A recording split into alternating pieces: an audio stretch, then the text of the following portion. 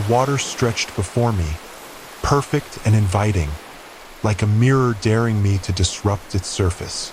Each stroke of the paddle cut through the stillness, leaving ripples that vanished as quickly as they appeared. The mangroves in the distance rose like a jagged scar against the horizon, their dark shapes promising mystery or danger. This was why I had come, to lose myself, to escape the chaos that followed me everywhere. Yet, as the coastline faded behind me, I couldn't shake the feeling that I was heading towards something I couldn't come back from. I'd read about them in a travel forum, the so-called Devil's Throat. The name was dramatic, but the pictures had been intriguing. A dense labyrinth of roots, tunnels of green and shallow, twisting waterways. It sounded like an adventurer's dream, but when I'd asked a local fisherman about it yesterday, he'd shaken his head and muttered something in his dialect. His warning had been clear even without translation. Stay away. Superstitions didn't bother me, though. I'd always dismissed them as part of the local color. The breeze picked up slightly, cooling the sweat on my neck. I stopped paddling, letting the kayak drift as I reached for my water bottle. Overhead, the sky was impossibly blue, with only a handful of cottony clouds. It felt like the kind of day where nothing could go wrong. But it's funny how quickly things can change. The storm came out of nowhere, sudden and vicious, as if the sky itself had torn open. One moment, I was gliding across calm waters. The next, the horizon dissolved into an ominous wall of black clouds. The air thickened, carrying the acrid tang of rain, and the wind surged, whipping the waves into jagged crests that crashed against my kayak. Panic coiled in my chest as I gripped the paddle tighter, each stroke a desperate fight against the water's growing fury. The kayak bucked and groaned under me, teetering on the edge of control. Thunder roared, a deafening crack that reverberated in my bones, and I flinched, nearly losing my grip on the paddle. Rain followed, icy and unrelenting, stinging my skin like needles. My muscles burned as I pushed toward the mangroves, their dark shapes looming closer with every agonizing stroke. They were the only shelter in sight, their twisted roots promising a reprieve from the chaos. But even as I fought to reach them, the fisherman's warning played in my mind like a taunt. Stay away. The closer I got, the more the mangroves took on an ominous presence, their tangled roots illuminated by flashes of lightning that transformed them into grotesque skeletal forms clawing at the sky. The storm's relentless waves began to ease as I entered the shallower waters, and for a fleeting moment, I felt the first tendrils of relief. The rhythmic pounding against the kayak softened, and the dense canopy above the mangroves seemed to promise shelter from the chaos. I let out a shaky breath, gripping the paddle with trembling hands, my muscles screaming from the effort of battling the storm. But that relief evaporated in an instant. A rogue wave, massive and sudden, surged beneath me, lifting the kayak like a toy before slamming it back down. The impact jolted my body, and the paddle slipped from my grasp. I scrambled to regain control, but it was too late. The wave shoved me violently forward, and the kayak's bow collided with a massive mangrove root with a deafening crack. The force of the impact punched the air from my lungs, leaving me gasping as the world tipped sideways. The kayak flipped, and I plunged into the water, the shock of the icy depths striking me like a punch to the chest. It wasn't just cold. It was a biting, bone-deep chill that seemed to claw its way inside me, stealing what little breath I had left. My body thrashed instinctively, but the churning water spun me in every direction, disorienting me completely. I kicked harder, my arms flailing, desperate to find the surface. Mud and debris scraped against my skin, sharp and unrelenting, and panic tightened around me like a vice. When I finally broke through, gasping for air, The rain lashed at my face with stinging ferocity, blurring my vision. My lungs screamed as I coughed and sputtered, the acrid, salty tang of seawater burning my throat. The overturned kayak bobbed nearby, tantalizingly close yet completely out of reach. The current, relentless and unyielding, tugged at my body like unseen hands, dragging me deeper into the mangrove's tangled and oppressive embrace. Each second felt like a battle. I clawed at the water, my arms moving with frantic, jerky motions, searching for anything solid. My fingers finally struck something, a root, rough and slimy, cutting into my palms as I latched onto it with a grip born of sheer desperation. The edges bit into my skin, but I didn't care. My feet flailed, searching for unstable purchase in the muck below. With every ounce of strength I could muster, I hauled myself up, my muscles screaming in protest with every agonizing inch. I collapsed onto a narrow strip of shore, every muscle in my body quivering from exertion. The rain still hammered down in torrents, drenching me to the bone and mingling with the blood that dripped from my shredded palms. Each breath came in shallow, ragged gasps, the air around me thick and oppressive, pressing against my lungs as if it wanted to crush the life out of me. For a fleeting moment, I allowed myself to believe I was safe. My battered body had made it to land. The storm had been left behind. Relief swept over me like a wave, loosening the tight coil of terror in my chest. But that relief was fragile, shattering the moment my eyes adjusted to the gloom around me. The mangroves stood like towering specters, their twisted, gnarled roots weaving together in grotesque patterns that seemed to pulse in the dim light. The rainwater dripped from their leaves in steady, unnatural rhythms, and the air.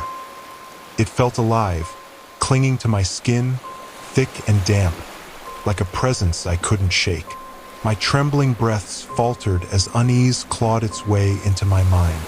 The longer I lay there, the more the mangroves seemed to move, their shadows creeping closer, their skeletal forms leaning in as though to study me. My chest tightened, not just from exhaustion but from the dawning realization that this place, this tangled, suffocating labyrinth, was no sanctuary. The oppressive air was not just heavy with humidity. It carried something more, something ancient and malevolent. Relief crumbled into dread, my trembling body pinned under the weight of a place that felt like it had been waiting for me. My pulse thundered in my ears as I forced myself upright, the mud beneath me squelching and sucking at my hands and knees. The air was so thick now it felt like I was breathing through a wet cloth. I scanned the area, my eyes darting from one shadowed root to another, but there was nothing to see except the oppressive tangle of mangroves. Nothing. Yet every instinct screamed that I was not alone. Then I heard it, a faint, hollow sound, rhythmic and unsettling. It echoed through the stillness, a strange wet hissing that sent a chill racing down my spine. My first thought was that it was the remnants of the storm, perhaps air escaping from submerged roots. But as I listened, the sound grew louder, more deliberate, as if something alive was breathing just beneath the surface of the mud. I stumbled forward, my body protesting with every step, and the sound seemed to follow me. It was everywhere and nowhere, reverberating through the dense air like a whisper I couldn't escape. My hands trembled as I braced myself against one of the roots, its slimy surface cold and unyielding beneath my fingers. The rain had eased to a drizzle now, but the dampness clung to me, soaking through my clothes and chilling me to the bone. "Hello!" My voice cracked, hoarse and weak, but the sound of it made me flinch. It felt wrong here, too loud, as if I'd broken some unspoken rule. The only answer was the persistent hiss, growing louder, closer, until I could swear it was right at my back. I spun around, my heart pounding, but there was nothing there, just the mangroves, twisted and alien. their roots seeming to shift slightly in the dim light. My breath came in shallow gasps as I turned again, my eyes darting frantically through the labyrinth of shadows. I needed to leave. Now, but which way? Every direction looked the same, an endless maze of black water and skeletal roots.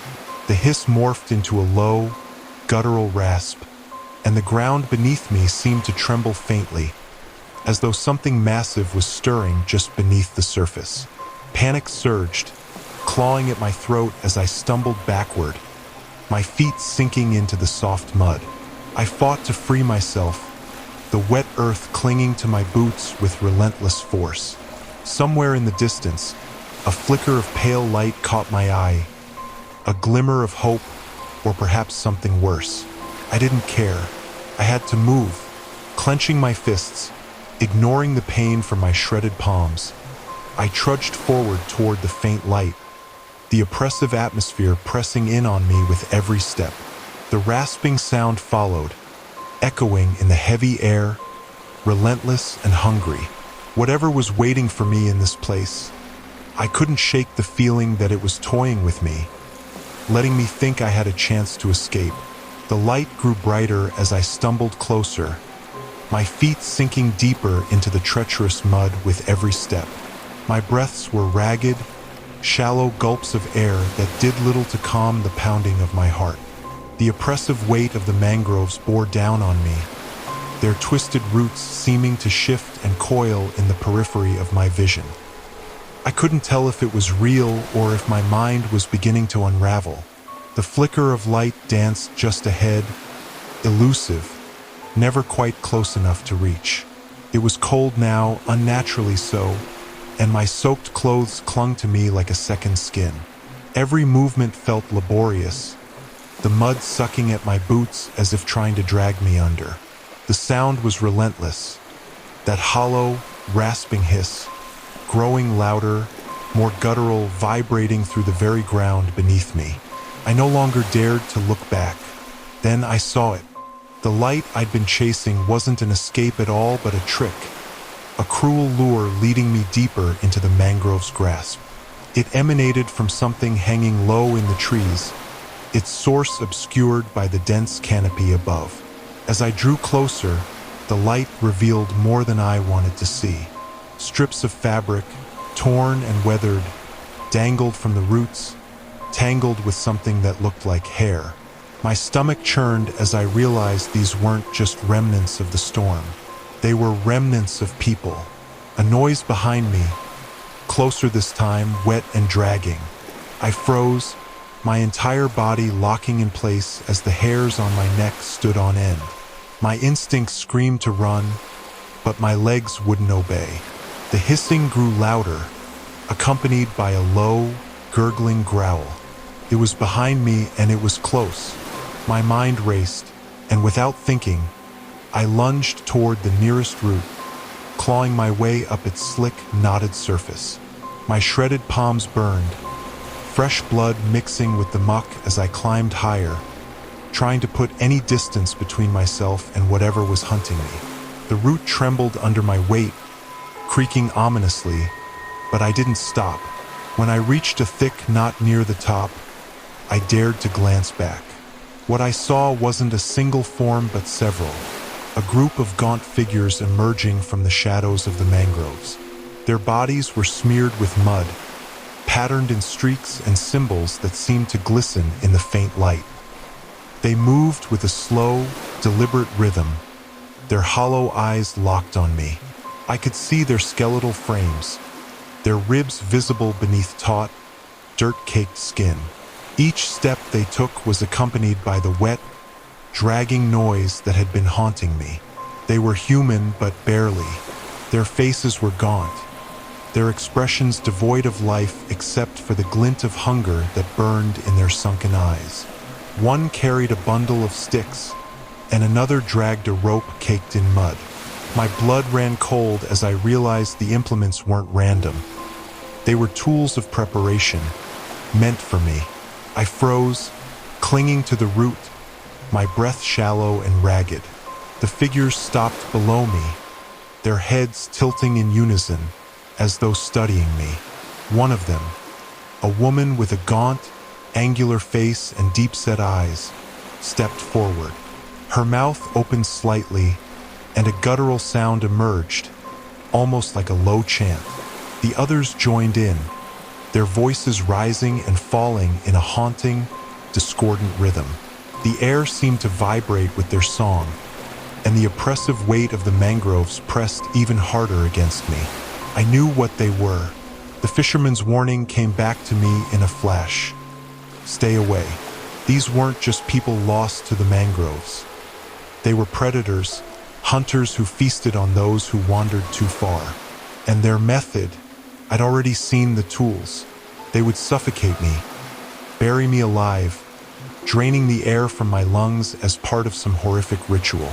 My stomach turned as I imagined myself sinking into the mud, my screams muffled by layers of wet earth. Panic surged through me, and I climbed higher, the roots slick and unsteady beneath my grip.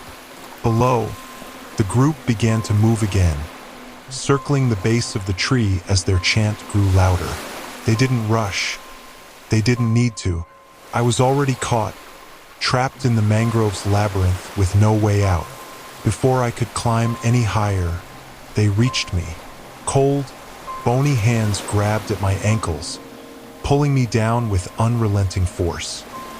I screamed and thrashed, my fingers scrabbling at the slick root for purchase, but it was no use. They were too many, their movements unnervingly strong and coordinated.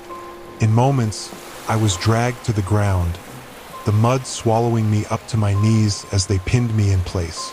The woman with deep-set eyes stepped forward, her face serene yet terrifying. Her hands worked methodically as she pulled a length of rope from one of the others, the fibers coated in wet earth. I kicked and writhed, but their grip was like iron. My heart pounded in my chest, my breaths coming in short, panicked gasps as they bound me, the rope cutting into my skin and locking my arms behind my back. The mud squelched as they dragged me toward the pit. The closer we got, the heavier the air seemed to grow, thick with an almost tangible sense of dread. My boots left deep tracks in the mud as I resisted, every muscle in my body straining against the ropes. The chant began again, low and guttural, building in intensity as we neared the edge of the pit. My mind raced, searching desperately for a way out, but the ropes were too tight, the figures too many. They stood in a circle around me, their hollow eyes glinting with a macabre satisfaction. As they prepared to throw me in, something shifted. The ropes binding my broken hands slipped, the mud loosening their hold just enough. A surge of adrenaline coursed through me, and I acted without thinking. My hand shot free, grasping blindly at the ground until my fingers closed around a sharp fragment of mangrove root. With a desperate cry, I lunged toward the woman, driving the jagged root into her chest. Her eyes widened in shock, the chant faltering as she staggered back. The others froze, their synchronized movements breaking apart into confusion. The woman fell to her knees, clutching at the root protruding from her chest, her mouth opening and closing as if to speak but producing no sound. The group around her hesitated, their unity shattered. I didn't wait to see what would happen next. Using the chaos to my advantage, I scrambled to my feet, tearing at the remaining ropes and sprinting toward the distant glimmer of water. My lungs burned, and every step was agony, but I didn't dare slow down. Behind me, the guttural sounds of their voices grew louder, angrier, but I didn't look back. When I reached the water, I didn't hesitate. I plunged into the black depths, the cold swallowing me instantly. My body screamed in protest, but I pushed forward, diving deeper, letting the darkness envelop me. I'd rather face the water's icy embrace than the horror waiting behind me. The freezing water numbed my body, but panic kept my arms and legs moving. The world above dissolved into a blur of shadows and ripples as I drifted further, clutching onto what I thought would be my last moments of consciousness. Just as I felt my strength giving out, my fingers brushed against something solid, a jagged piece of my broken kayak, floating like a ghostly fragment of salvation. I clung to it desperately, my lungs burning, my vision darkening. When I opened my eyes, the first thing I saw was the sky, a muted gray streaked with pale morning light. The storm had passed. Voices reached me next, low and indistinct at first, then clearer as my senses returned. Figures loomed above me, their faces shadowed by the sun. A man in a faded cap knelt beside me, his expression a mix of relief and concern. "You're lucky we found you," he said, his voice steady but tinged with disbelief. "What happened out there?" I tried to answer, but my throat was raw, and my words came out as hoarse gasps. With effort, I managed to croak, "The mangroves, the people, they tried to kill me." The man frowned, glancing at the others on the boat. A woman in a rain jacket leaned closer, her brow furrowed. "The mangroves? What people? There's nothing out there but trees and mud." "No," I rasped, shaking my head. They buried people alive. They were going to bury me." The man exchanged a look with the others. "You've been through a lot. Storms like that can mess with your head. Just rest. You're safe now. Safe." The word felt hollow, meaningless. I wanted to scream, to make them understand, but my body betrayed me, too weak to fight.